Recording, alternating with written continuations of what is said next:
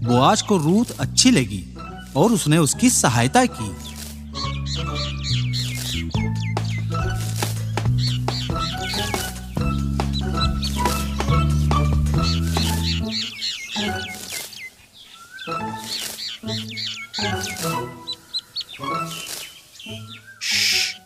सुनो, तुम कुछ अनाज की बालियां खेत में गिरा देना ताकि रूथ उनको बीन सके। मालिक, आपका हृदय विशाल है।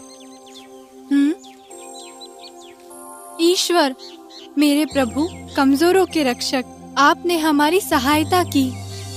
रूथ, कैसा रहा तुम्हारा आज का दिन? और तुम्हें ये सारा अनाज कहाँ से मिला?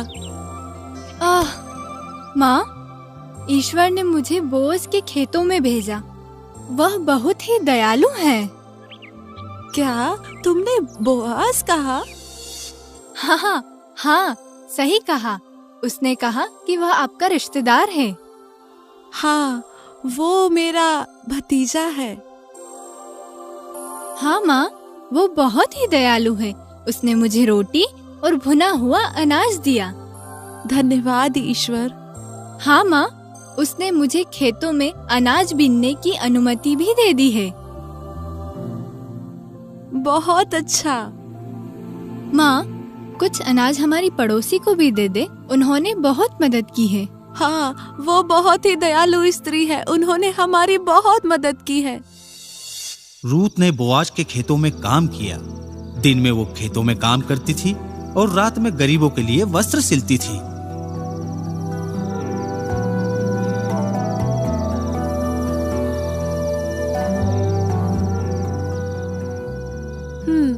बेटा, अब सो जाओ। तुमने दिन भर बहुत काम किया है। आप सो जाइए माँ, मैं काम खत्म करके अभी आती हूँ। पर रूथ, तुम बहुत थक गई हो बेटा। चिंता मत करो माँ, मैं सो जाऊंगी। कल फसल कटाई का उत्सव है। बोअज ने मुझे भी उत्सव में बुलाया है। सच में? तब तो तुम बहुत अच्छे कपड़े पहन कर जाना और सारे गहने भी। हाँ माँ, मैं पहन लूंगी और आप जाकर सो जाइए।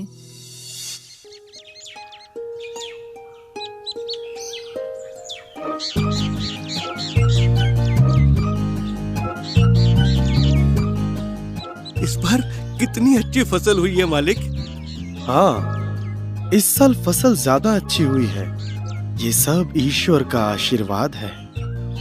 ईश्वर बहुत ही कृपालु है क्योंकि आप गरीबों की सहायता करते हैं।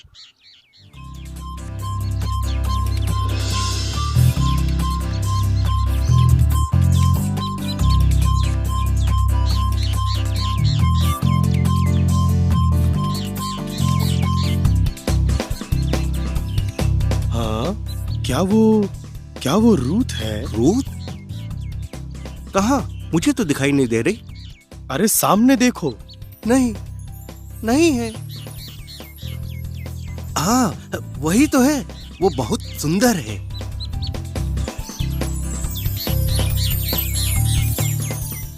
हाँ, मुझे इस बात का एहसास ही नहीं हुआ। वो बहुत गरीब है लेकिन बहुत अच्छी है। पूरा दिन खेतों में काम करती है, फिर गरीबों के कपड़े सिलती है। मुझे उसकी माता से कल मिलना चाहिए।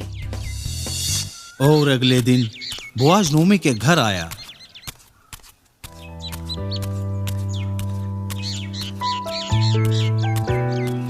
हे ईश्वर, बोआज मेरे भतीजे।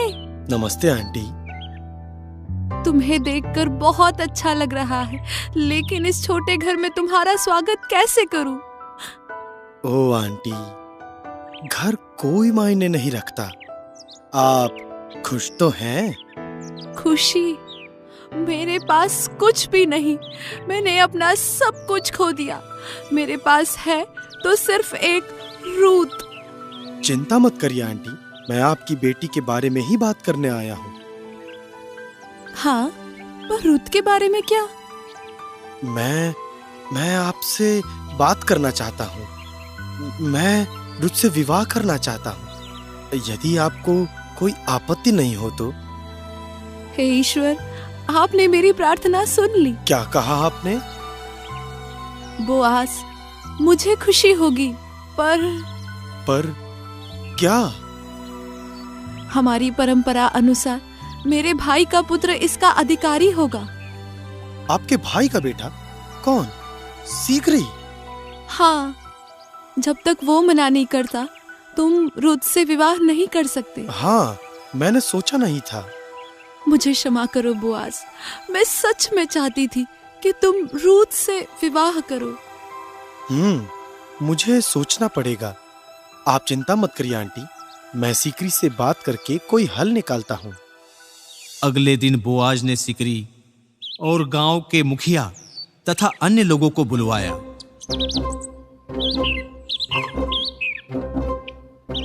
आप सभी सुने, एलीमेलेक की विधवा अपनी भूमि बेचना चाहती है।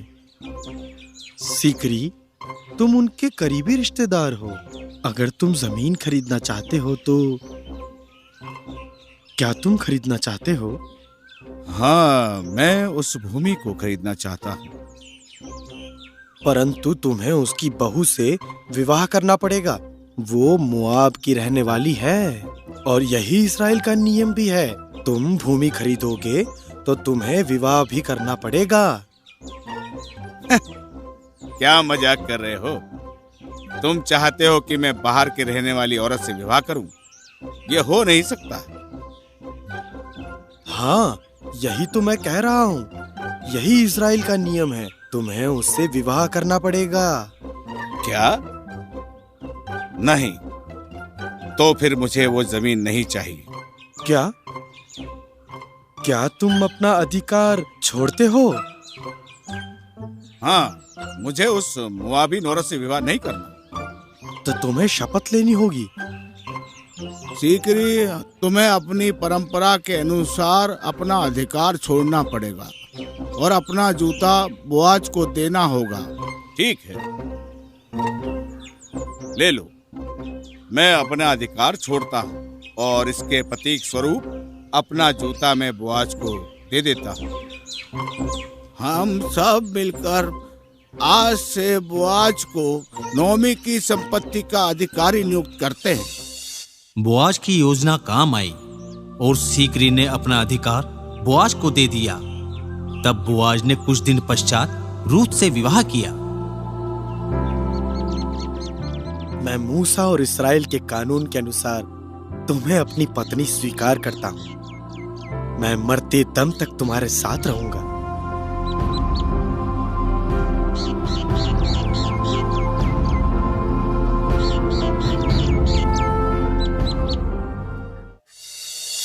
रूत और बोआज का पुत्र हुआ और उसका नाम ओबेद रखा। और बच्चों, वही दाऊद के पिता एशाय के भी पिता हैं। बहुत अच्छी कहानी थी फादर। हाँ फादर, हमें अच्छी लगी। हाँ, तो बच्चों, इस कहानी से कुछ सवाल पूछूं? हाँ फादर। नोमी और रूत बेथलेहम क्यों गए? नोमी के पति और उनके दोनों पुत्र बहुत पहले ही मर चुके थे और उनका मोआब में कोई नहीं बचा था। इस कारण वो लोग बेथलेहम गए। बहुत बढ़िया जॉर्ज। और क्या रूत बेथलेहम से थी? नहीं फादर, वह मोआब की थी और वह मोआबिन महिला थी। बहुत बढ़िया लूसी। अब बताओ, नोमी ने अपना नाम क्यों बदला? नोमी का अर्थ होता है सुखी रहना, परंतु विपत्तियों के कारण उसके पति और पुत्र मर चुके थे, इसलिए उसने अपना नाम मारा रखा। बिल्कुल सही है जॉर्ज। अब बताओ, बोआज और नोमी की क्या रिश्तेदारी थी? बोआज नोमी का भतीजा था। बहुत बढ़िया मैथ्यू। नोमी के निकट संबंधी सीकरी ने रूत से विवाह करने से क्यों मना कर दिया? वह विधवा और प्रवासी से विवाह नहीं करना चाहता था, इसीलिए उसने अपना अधिकार बोआज को दे दिया। तुमने ठीक कहा। अच्छा, ये बताओ बच्चों, रूत और राजा दाऊद की आपस में क्या रिश्तेदारी थी? बोआज और रूत का पुत्र ओबेद था, जो राजा दाऊद का दादा था। बहुत बढ़िया जॉर्ज। अच्छा, अब चलते हैं। फादर, कल आप कौन सी कहानी सुनाओगे? कल मेरे बच्चों कल बच्चों मैं तुम्हें सैमुअल की कहानी सुनाऊंगा। सैमुअल की कहानी? हाँ, सैमुअल की कहानी। हम कल फिर मिलेंगे बच्चों। बाय बच्चों। Bye father.